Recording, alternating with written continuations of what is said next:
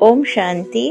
મંદિરમાં પ્રવેશ કરતા પહેલા આપણે મંદિરની બહાર જૂતા ચપ્પલ ઉતારીએ છીએ.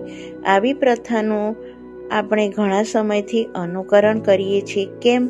તો વાસ્તવમાં ભગવાનને મળવા માટે આપણે ચપ્પલની સાથે સાથે આ 5 તત્વથી બનેલું શરીર એટલે કે દેહરૂપી ચામડાને ઉતારવાનું છે, ભૂલવાનું છે.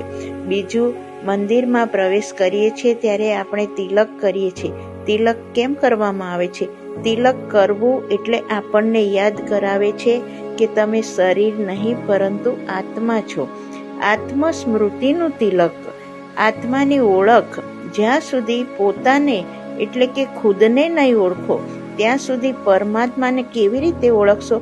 કેવી રીતે પરમાત્મા સુધી પહોંચી શકશો? એટલા માટે હંમેશા યાદ રાખો કે તમે શરીર નહીં પરંતુ આત્મા છો. ઓમ શાંતિ.